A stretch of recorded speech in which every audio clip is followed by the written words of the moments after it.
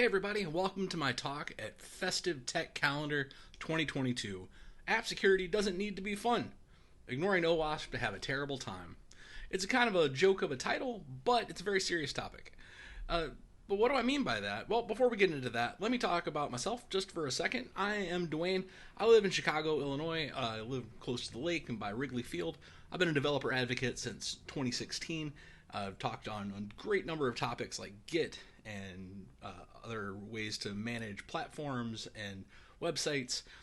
You can find me out there on Twitter at MCDwayne, and I'm happy to talk about just about anything tech related, or if you want to talk about karaoke or rock and roll or improv, I'm happy to talk about those things as well. I work for a company called GitGuardian.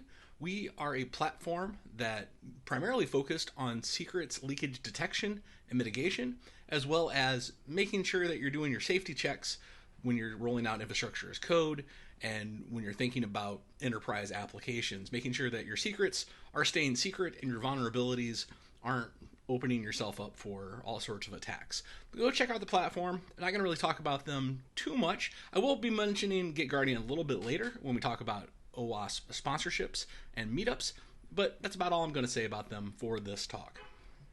So, what does good security look like? What does having a good time with security mean? I think it looks like this.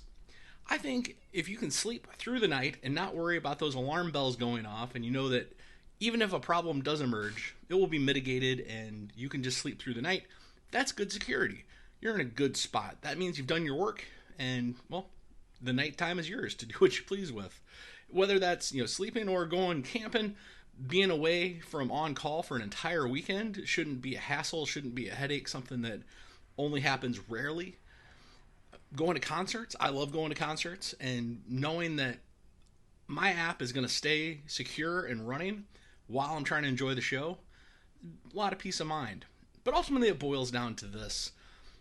If you can stay home with your family and play board games, you're probably doing it right. That CSIO there, she's probably doing it right. She's listening to the right people and making the right calls, and that's what good security can look like. Because at the end of the day, all technology has human costs. Whether that is time that you're spending yourself working on something or managing a team working on something, there are human hours involved in all of this. We can automate as much as we can, but at the end of the day, whether we got it right or not, it's going to reflect on how good of a time we're having. So what does bad security look like? If that's what good security looks like, it's not as easy to pin down as good security, in my opinion. After all, if everybody's happy, then they're going to look pretty similar. That's what one of the things that we've learned from things like Dora and Accelerate project from Google with DevOps. But unhappy families all struggle in their own weird ways. There are some similarities. Let's take a quick look at a few unhappy families out there. Toyota, you might have heard of this last month, or I guess 2 months ago if you're watching this in December 2022. They had a subcontractor who pushed part of a private repo public. Inside that repo, they had hard-coded a secret for a data server and exposed the emails for 296,019 customers. That's a pretty bad day. That's a pretty big event. Magnify that by 5 years. That's how long it took them to figure out that it was out there. I guarantee you there's a lot of people at Toyota that were starting to think, well, what else is out there? How well can we even check those things? That makes for a bad time. Those are not sleep-filled nights and nights playing board games with your family. Cash App, maybe you heard about this incident back in April. A disgruntled employee didn't get all of his access revoked, and as a result, he came in and stole the records for 8.2 million users. That's a lot of users. That's a lot of data. And while they didn't steal exact bits of data that they would needed to form full-blown attacks, there's enough that you could piece together all sorts of OSINT, open source intelligence, to go after some of these people that, maybe the largest stakeholders and the largest targets. This happened after the employee left. That's a pretty unhappy family to start thinking, like, what are our policies about people leaving and turning on access? Can we just one place kick them out of everywhere? Having to have those conversations is painful and doesn't give you time to go to concerts and hang out with your friends. Uber, back in September, a teenager went to the New York Times to say, hey, I broke into Uber by phishing one of their super admins. Got my hands on the PowerShell scripts that had hard-coded secrets, and now I can laterally move everywhere. We don't know what damage was actually done. We know what the Lapsus hacker actually told the New York Times and what got published, but what happened internally at Uber, well, you could see that on LinkedIn and other job boards quite quickly. There were a lot of posts went up, and I'm guessing the people that were working there weren't having a great time. Samsung, and again with Lapsus, again hitting a large company, they stole 160 gigs of data and just pushed it out there into the internet, including source code for Galaxies. And the source code contained a lot of secrets, over 6,000 from our estimation at GitGuardian. Very soon after that event, they admitted that, hey, another incident has happened where customer data was completely stolen. We can kind of guess that it's related to that 160 gig and those 6,000 stolen secrets.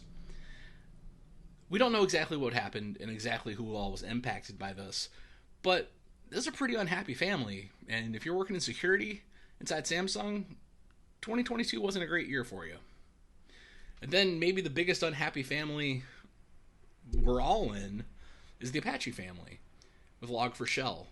If you're not familiar with Log4Shell, this was an exploit that let Log4j, which is a logging tool built into Apache Server and a bunch of other technology, you could arbitrarily run LDAP and JNDI lookups that would execute arbitrary code pulled in from whatever server the hacker was pointing at. At the end of the day, they could get an active interactive shell and do whatever they wanted to with those servers. Estimates are about 44% of all corporate networks were affected. That list at the bottom is a very short sampling of a very, very long list of unhappy people. This wasn't one person with a throat to choke to say, hey, you messed up your job. This is a community that did their best and just something got overlooked somewhere along the line. And that's a very big unhappy family with a lot of people not sleeping at night and worrying about how am I patching this? What do I do next? Number of threats out there are only increasing. And I'm not saying this to scare anybody. This is just the reality. And in the best of circumstances, our security teams are overwhelmed internally versus the number of developers. Alex Rice said this recently at HackerOne's Security at 2022. 100 to 1. That's how many developers you have per security person at the best of companies. But there's an easy solution to this, obviously, and you're probably all thinking it, well, let's just put the security hat on everyone. Then our security team's 100%, and they'll have a 1-to-1 ratio, which is great in theory. And in practice, this can be great. Shifting left can mean moving all of our best practices and testing and automation over earlier in the process, and that's what the shifting left can mean. What a lot of people kind of take it to mean is, well, let's just shift it onto the developer's shoulder. So the developers now are responsible for security. Congratulations, developer, you are a security expert. You have now to worry about security on top of all of your deadlines and deliverables and balancing the clock, fighting all your bugs, and basically fighting Kubernetes. That's the state of DevOps these days. So when can you even sit down and start thinking about these things? On top of that, we have the business priority of we got to get stuff out the door immediately. Hey, wait a minute, we had an incident. We better deal with this immediately. This is our top priority. Hey, wait a minute, the pipeline's slowing down. We're not getting features out the door quite as fast as we'd like to. We got to speed that back up. And it goes round and round and round. So where can you focus as a developer day to day basically depends on what incidents have happened most recently and what the quality of code is getting pushed out the door. That's one of the findings from Dora. Very elite companies are pushing code constantly and have very low number of incidents. That's not magic. It's just, well, the result of a lot of good processes. You could buy a tool to help you with security. Which tool, though? For which problem? There is a security tool for literally everything you can think of in the DevOps space and working with security.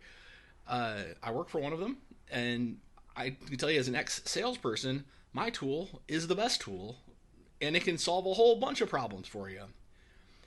Even taking the time to read this would take more time than a lot of developers have in the day to even think about updating Jira. And that's not even saying going into and looking at all what these tools do and how they fit together. And I think a lot of developers are feeling this right now, that to stay where they are at a good pace where they were working and they really felt that sweet spot, they got to work as hard as they can now, as fast as they can, just to stay there. To get better, to improve, to learn, to grow, to evolve, you're going to have to run at least twice that fast, to paraphrase the Red Queen from Through the Looking Glass and what Alice found there, which is a great book. If you haven't read Alice in Wonderland in a while, I highly recommend it. This holiday season, it's a great bit of nonsense, and so is Through the Looking Glass. But there's a lot of wisdom in there, too. So if you're a developer and you're new to all of this and someone's hoisted security, shifted it left on you, you're probably thinking, well, I'm pretty alone here. Well, how do I do this? Who can I turn to help? Is there a group of people that can help me with this? Turns out there is. It's called OWASP, the Open Web Application Security Project. OWASP is a bunch of volunteers, and security expert volunteers at that, all over the world, who are building a bunch of tools, projects, community events, communities in general that meet through Meetup. We'll talk about that in a minute. But you're not alone. You're definitely not alone. If you take nothing else away from this talk, remember that you are not alone in security. Everyone's fighting this battle, and this organization, OWASP, is there to help you. Their mission is very simple. If you go to their website, this is highlighted, and I like it because it's very succinct. No more insecure software. That's what it was founded to solve.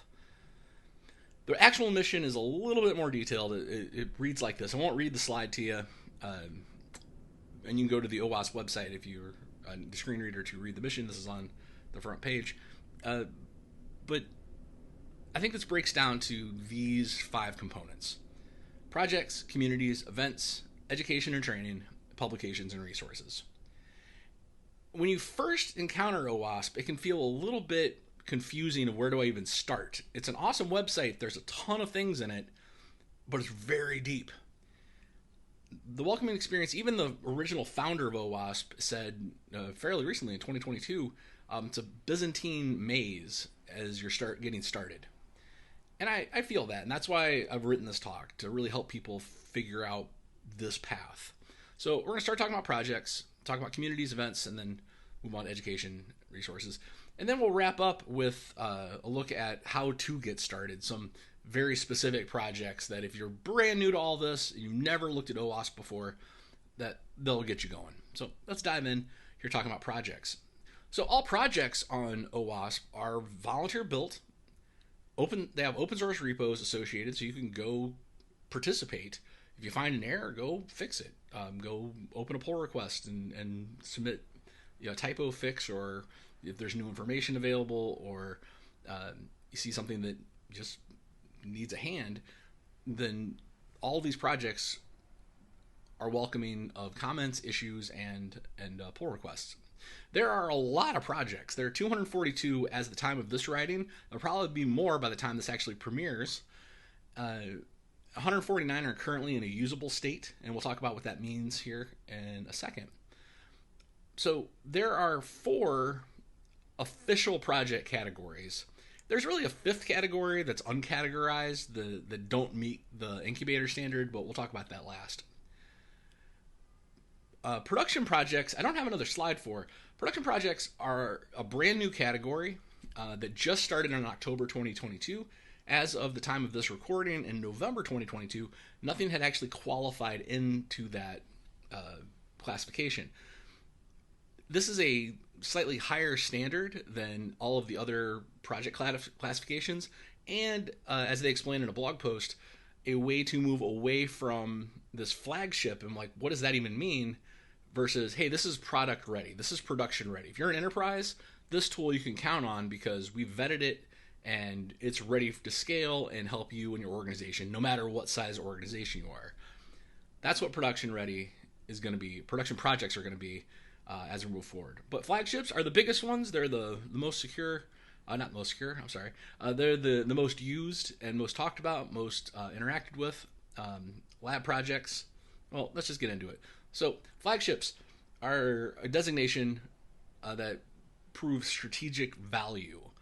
One of the biggest in here is the top 10. We'll talk about that actually more later as we get started.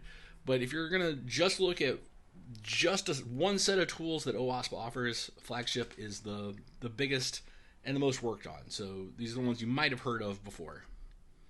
Lab projects are next. They get a little bit more specific. Things like Java, Python, getting a little bit more language specific and a little bit more use case specific. These are on their way to Flagship. They've definitely delivered value, but they're still cooking. They still haven't met the rigid qualifications to get into Flagship or production yet. Incubator projects, there's a lot of these. If you want to go make a very big impact very quickly in the OWASP community, this is probably a good place to start to look at tools that will help you with your specific needs, as well as something you can give back to pretty quickly. These get a lot more in the weeds of use cases and specific languages, but they're still being fleshed out. They're still early in the process. Then there are a whole bunch, I'll go back to this slide, there are a whole bunch that don't meet any of these qualifications yet that have been introduced by the community that just are a laundry list at the bottom of the projects page if you go to the OWASP.org website. Those one day will hopefully be incubators and maybe work their way up to be Flagship or production ready, but we'll see. Now, there are a lot of projects, like I say, over 190 that are ready to go. How do you map your way around them? Well, they've built a map for you, and it maps to the software development lifecycle. So no matter where you're at in a project, requirement building to design to running metrics on it, to operating it full time, there's a set of tools associated with that stage. OWASP did this project back in 2021. Let's organize the projects around a CRE, a Common Requirement Enumeration. So these aren't just completely tied to the software development lifecycle, though that's a quick and easy way to kind of ingest what the offerings can do for you. But the OWASP CRE itself is a project that links together standards like NIST and CWE to give you a very quick view into any specific project to see what it's addressing. You can go to opencre.org and type in any security concern you have, cross-site scripting, secret storage, anything you can think of security related, and it will start cross-referencing all of those things and present one view into, well, what are all the interconnected concerns and vulnerabilities that have been listed out there, as well as point you back to the projects that directly address those concerns. So let's talk about community next. Really at its heart, that's what OWASP is. OWASP is a group of people coming together to do stuff, but they have to come together first. There are chapters all over the world. If you're listening to this right now, there's probably an OWASP chapter not too far from you. They organize via Meetup, so you can find something probably close to home. But if you can't, if you're somewhere that's does not have a local chapter, I personally don't have a local chapter right now living in Chicago. We just don't have one. But there are a lot of online events you can attend. So OWASP meetups, in my experience, have been very welcoming, very educational, and just everyone's very nice. They're always happy to talk about what they're up to, what they see on the horizon, It's a really awesome community, so I highly encourage you to go out and meet up with people. As I mentioned, Get Guardian, we do sponsor OWASP. We actually do provide office space for the Paris meetup. So if you're in Paris and you want to go see the Get Guardian office, check us out at the next OWASP meetup. You can go to the meetup.com website or the OWASP.org website and find the communities and start looking for the chapter that's closest to you. So, derivative of community are events. So meetups happen monthly. They're completely locally organized by the chapter. OWASP organizes some larger events as well. Global events, AppSec days, and partner events. So they have big global events that happen.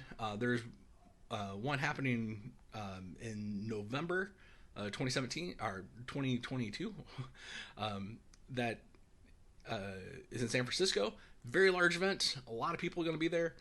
But there's also online events, so you don't have necessarily to travel and spend money to go to any of these events. Partner events are awesome because they are events run by third parties that are connected to OWASP community in some way, shape, or form. Normally, OWASP members get some kind of discount on attending those events. But check it out under the events tab there on the menu if you go to the OWASP.org or just OWASP.org/events. Education and training, there are a lot of things that OWASP provides, but the one I actually want to highlight if you're thinking about joining OWASP is their partnership with Secure Flag. Now, Secure Flag is a third-party company. They are their own concern. I'm not here to sell you on that or even lend any credence to them other than the fact I personally find them awesome. It is a platform where you can get unlimited training on any security topic you can pretty much think of. You can go get certificates through this. It's an online platform that once you have completed some things, you can start competing in online events, capture the flags, hence the Secure Flag name. But OWASP is a big supporter of this. A lot of this content that gets taught on this platform comes directly from OWASP trainings. Speaking of those trainings, there are a lot. They take a lot of different forms out there. You can go take OWASP Top 10 training from Udemy and other online academies.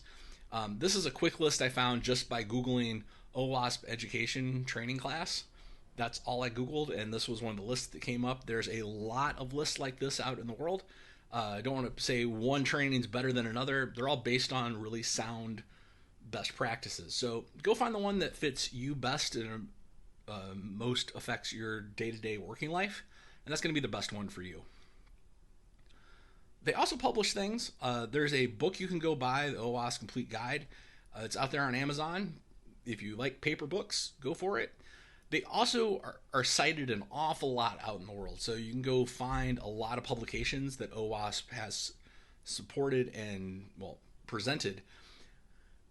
A lot of those actually come directly from the projects, bringing us back full circle to the beginning. So the projects exist to help people understand things and to build tools, and at the end of the day, some of them publish. So could have I talked about this back in the projects phase? Yes, but also know they do have paper books available if you want to go buy one. I just covered a lot. I know that. I know I scared you maybe a little in the beginning, like, it's a scary world out there. But hopefully by now you know that you're not alone. OWASP is there for you. But okay, wow, that's a lot to dig into. There are so many projects. Where to even start? Here's how I would recommend you start. So if you're going to go look at the OWASP website, these are the first 4 things I would recommend you dig into. There's tons of materials about each of these, but these are the ones I would start with. The top 10 refers to the types of attacks that are happening year to year. This is a standards awareness document that talks about, well, how web applications are being attacked. What are the common vulnerabilities? It's updated yearly. And this is the 2021 list. The 2022 list has not come out yet because, well, we're still in 2022. But it changes year over year. So you can go and find this on the website, and there'll actually be a map that shows where things have moved around. The top 8 of these are from actual field data that they've collected. actual reported incidents and said, okay, these are the top 8. The last 2 are voted on by the community. What are incidents, issues, vulnerabilities that the community thinks are important that should be on this list? Altogether, it adds up to a really, really thorough list of things you should be checking. If you are worried about how do I secure my application and you are guarded against everything on this top 10 list, then you should be able to sleep well at night for the most part, because this is the most common ways attackers are coming after your sites and your assets. That's not to say you're 100% guarded in every way if you follow the top 10. If someone's bound and determined to break your security will be broken. That's just the reality of it. But most attackers are pretty lazy. They're simply going after the lowest hanging fruit. And if they try the doorknob in the window and they don't open, well, let's go down the next house and see if we can break into that one. Just next website on the list, next application on the list, and just run down the list. So if they hit, all right, all of these vulnerabilities are sealed shut, I'm just going to move on with my day. That's the idea. Very important in the top 10 is not just a list. It's not just a breakdown of the vulnerability. That's definitely in there. But it's also guides on how to prevent those types of attacks. And it even includes some example attack scenarios to really think it through and solidify it in your head. So this is where I would start. The number one thing, this is the basis for a lot of OWASP projects, are trying to address things brought up in the top 10. The cheat sheets are, well, just what they sound like. A quick reference guide for a lot of different topics in security. I always like to imagine if you are a developer or someone working in security and someone higher up, a CISO or your CEO, says, hey, what do you know about X?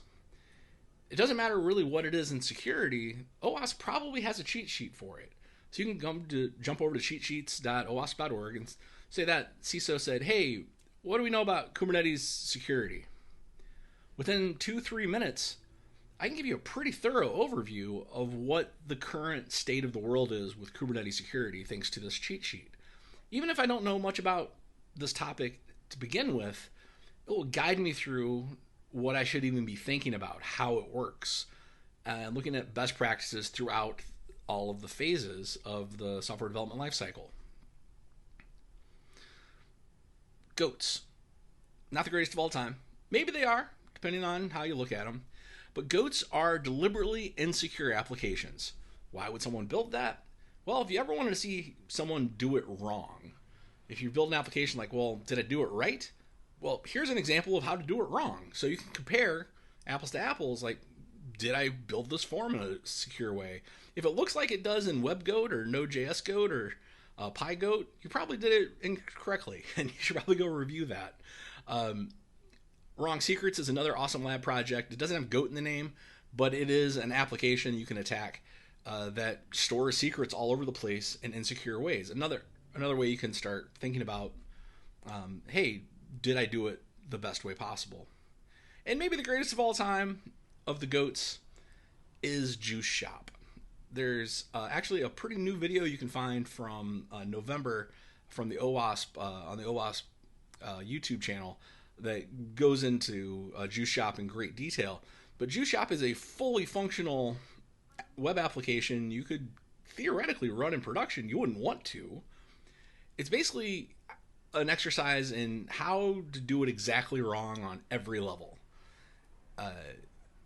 There's just a lot you can learn from tearing apart the Juice Shop. It's also extremely well documented. Like I said, there's that new video, but there's a ton of other videos you can find out there in the wild, and a ton of white papers and the discussions out there on this application. And if you're trying to learn to be a red team and how to break into things, here's an application you can run in Docker that you can own. It's open source. You can just have it to do whatever malicious things you want to, and it's completely legal and completely ethical. So another great tool that OWASP has provided. The last tool to talk about is Zap. ZAP is the Z attack proxy. If there's any tool you've run into with OWASP, it's probably this one. You can probably run into the top 10 list as well. But if you haven't, these are definitely worth your time. So the Z attack proxy is, well, exactly what it sounds like. It's an attack tool to run against any application that you have permission to run an attack tool against. Well, just like Juice Shop. You could run Juice Shop and then run ZAP against it. I actually did that for a couple of these slides. And you can see, hey, I've attacked the site and I found, well, not just 9, there's 9 category of things. I found over 40 things, I think over 60 things when you count it all up, that are completely wrong here, that you need to go fix. And it just doesn't say, hey, you got it broke, go guess what you need to fix. It breaks it down with CWE number, WASC numbers, and really a lot of information to go figure out how to deal with that situation. Those are how I would get started with it. So to wrap things up here, it's a dangerous world. You don't have to be unhappy out there. You can actually go hang out with people that worry about this stuff day to day, use the tools they provide for you, and hopefully secure your application so you can sleep through the night and not worry about alarms going off or that attackers are going to break through and get your data. If you're just getting started with OWASP, start with the top 10. That's going to lead you down a bunch of different paths. Cheat sheets, don't forget they're there. It's a great knowledge base that you can jump into to quickly find out what's going on. The goats, go rip apart some applications and see how to do it wrong, or go attack them with your own tools or your own testing to see, well, does your testing actually work against an insecure app? And ZAP, I would start there. If you've never run a security application against, or a security testing tool against your own application, I would start with ZAP. Is it perfect? No. Will it provide you a ton of data to get you started down the road to a much safer application? Absolutely. That's the goal with it. And join the communities out there. I don't have a slide for it, or I don't have it on this slide, but go find an OWASP chapter near you and go hang out with them. Go join an online meetup, and if you don't have one in your neighborhood, because you're not alone in this. So I'm Dwayne. I live in Chicago. Hit me up on Twitter about anything at MC Dwayne. I love tech. I love improv, karaoke, and rock and roll. And this has been App Security Doesn't Need to Be Fun. Ignoring OWASP to have a terrible time. So I'm happy to answer any questions you have. Unfortunately, this is pre-recorded, so you can hit me up about any of those questions out on Twitter at MC Dwayne, and I'll be happy to answer them. So thank you very much, and enjoy the rest of Festive Tech Calendar, and have happy holidays out there.